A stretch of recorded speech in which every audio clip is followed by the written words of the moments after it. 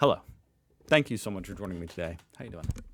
So the other day, I learned that there's this island, this territory, this French territory, which I guess means it's a European Union territory. Is that a fair statement? I think that makes sense. A little bit of the EU, in my mind, is right here, like in North America, essentially. I mean, it is, right? Honestly, don't know how that works. Like, is this North America? I get that it's an island. You know, obviously North America is a continent. This is part of it, right? I consider that part of it. Right here, you know, off the coast of Newfoundland. Newfoundland. And I just thought that was super neat. I had no idea. I could go visit France. I could swim there. I might die, but I could try to swim there. I mean, how far is this? Let's see. If I went all the way... Okay, I'm really curious how far away it is from America, so I'm going to do it right about here. You know, measure the distance. And then here. 500 miles, 533 miles. To me, that's interesting. So I want to know more about it. I found this little video by CBS, a small and up-and-coming YouTube channel. Check them out, link down below. I just want to react to this real quick. You know, I'm curious, do they use the euro? I don't know if this video will say that. Before I forget, I want to look up the answer to that question. Wow, they do use the euro. How cool is that? There is an island 500 miles away from North America that uses the euro. I just didn't know that. Island hopping is a passion for Connor Knighton. The smaller the island and the more unexpected, the better. Okay. Oh, they've got their own Eiffel Tower. France won the 2018 World Cup. This was the scene on the Champs-Élysées. But over 2,600 miles away from Paris, there was a much smaller, but no less enthusiastic celebration happening on the small Rue Maréchal Foch. Wow, look at that. It's definitely got a bit of a European vibe, I feel. Inside of the one sports bar on the island of St. Pierre, French flags were everywhere, waved and worn triumphantly, used to dry the occasional tear. It was a proud moment. You guys love your football. For all French citizens, especially for the 6,000 who live in a place most people forget is France. I mean, I didn't forget it was France. I didn't even know it existed. Which is worse? We are resolutely French, said Je ne parle français. Stéphane Lenormand, who serves as the president of the Territorial Council of St. Pierre and Miquelon, a small French territory which, based on its position on the map, might lead most people to assume it's part of Canada. Much of North America was once New France, but today, these islands are the last bits left. The French came for the fish. St. Pierre exists and is still French today because of cod. It's because of cod. The main reason why people would come here. We have nothing else. I mean, if you look at the island, it's barren, almost no trees. It looks pretty beautiful to me. You're telling me there's not like a beautiful beach on this island? Trees. You cannot grow that much things here. It was one of the richest places to fish cod in the world here. So you just had to have a boat and there you go. Lauriane Detcheverry is the assistant director of l'Arche Museum, which tells the story of St. Pierre and Miquelon. Something that can prove that you are already in France. And I guess Miquelon is like, it's actually the bigger section of the island, but I guess nobody lives there, or not very many people live there.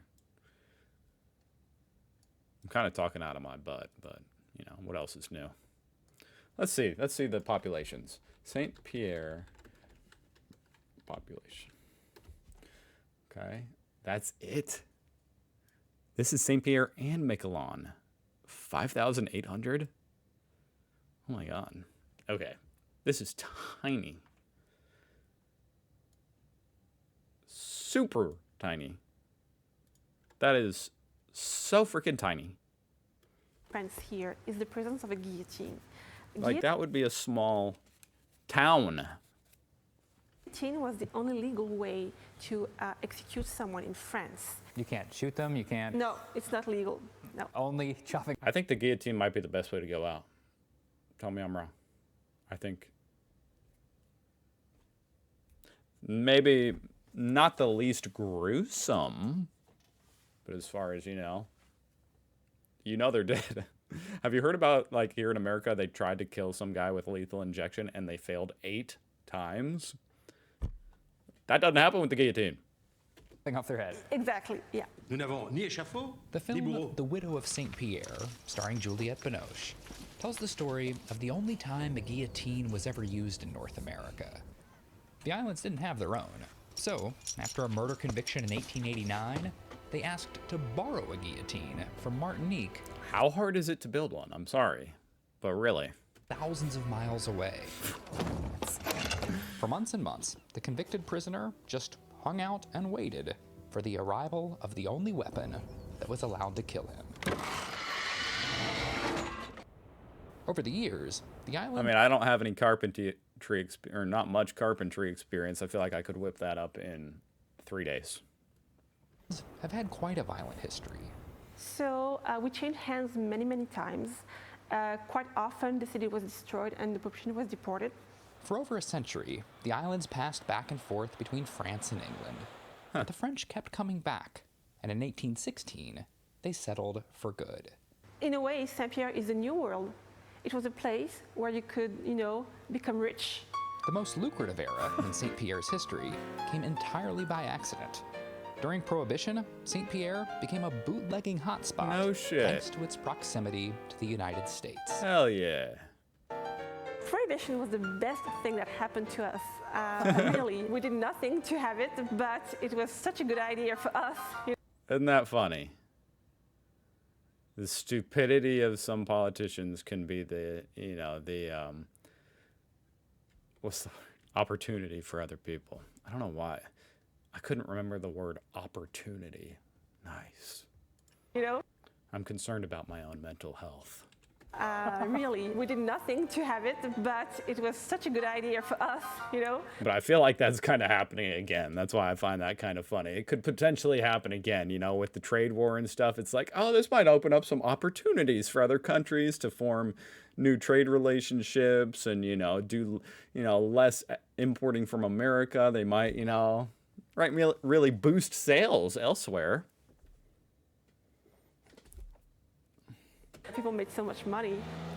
In more recent years, the economy has struggled. The once plentiful cod started to disappear, and in 1992, a moratorium on cod fishing Hey, maybe Trump will make it the 53rd state, whether you like it or not. 51st being Canada, of course, 52nd being Greenland. in the North Atlantic, And he probably doesn't know this place exists, so that's good. all but shut down the once booming fisheries.